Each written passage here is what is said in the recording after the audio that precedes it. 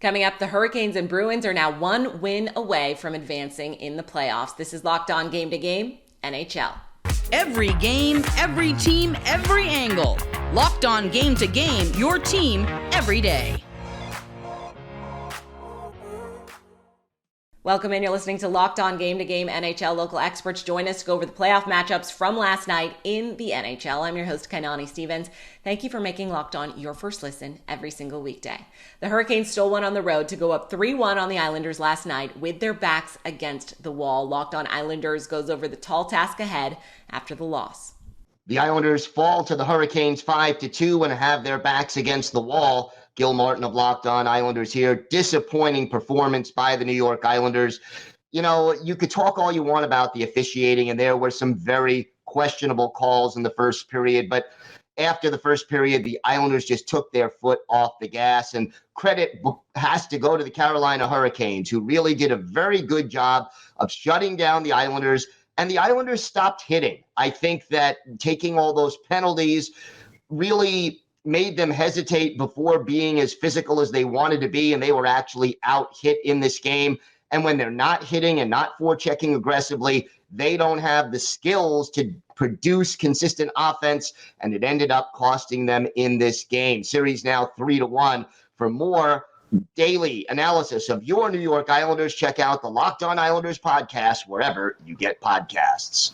The Bruins won both games in Florida. They now have a 3-1 lead over the Panthers in their first-round series. Locked On Bruins has more as Boston's title run moves a game away from taking the next step.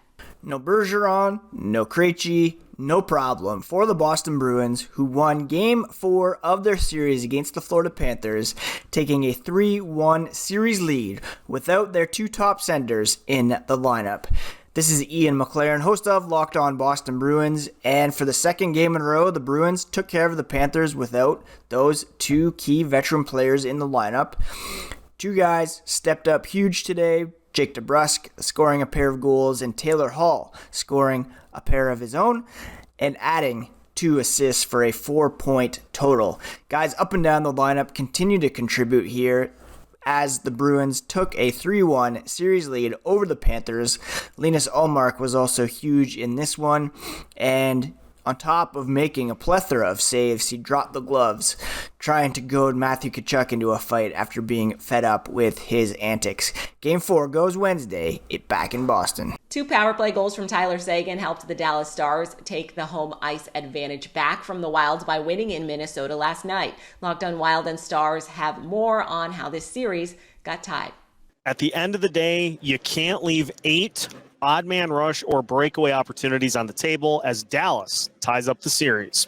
Hey everybody, Seth Topol, host of Locked On Wild, your daily Minnesota Wild podcast, recapping a 3-2 loss for the Minnesota Wild in Game 4 to tie the series at 2-2. We knew Dallas was going to come out with some urgency in this one, and the Wild actually handled it well. The game was scoreless up until a power play goal in the second by Tyler Seguin to make it 1-0. The Wild did respond after falling behind 2-0 as John Klingberg gets a goal, but then another Seguin goal makes it 3-1 Stars. After Freddie Gaudreau scores 3-2, the Wild unable to get any additional opportunities. We head to Dallas with a 2-2 score. For more on the Minnesota Wild, make sure you're following Locked On Wild wherever you listen to your podcasts. The Dallas Stars even their first-round series with the Minnesota Wild after heroic performances from Tyler Seguin and Jake Ottinger. Hey, everybody, this is Dane Lewis with the Locked On Stars podcast, and this first-round series is all evened up, heading back to Texas for Game 5. The Stars looking down the barrel of a 2-1 series deficit, needing to pick up a win in order to avoid going down 3-1, which is near impossible to overcome in the postseason. And when they needed him most, the Stars got some incredible offense from one of their most important players in Tyler Seguin, who picks up his second and third goals of this postseason, both of them coming on the power play to help drive the Stars offensively. They also get Evgeny Dodonov involved with his third goal of the postseason. He's looked fantastic for this team, one of the newest additions of the locker room coming over from Montreal at the trade deadline. And of course, Jake Ottinger, who saves 32 of 34 shots, including one in the final 12 seconds against Marcus Johansson of Minnesota. Basically a seemingly point-blank shot. Nottinger is able to glide across the crease and make the save. Made plenty of other big saves throughout the matchup as well. An intense game, no goals in the first period, only one in the second. Pretty much all of the scoring coming in the third, and the Stars able to shake off a late attempt of a rally from the Minnesota Wild in order to even this series. And it feels like the momentum is very much up in the air. And I think we're going to learn a lot about how this series will unfold during and after the conclusion of Game 5 on Tuesday. But we're going to be breaking down this Sunday night game on Monday's episode of Locked On Stars. Be sure to find us on YouTube or wherever you get your podcasts. The Edmonton Oilers won in overtime last night on a game winner from Zach Hyman, and Edmonton tied their series with the Kings. Locked On Oilers is in to give the takeaways from LA.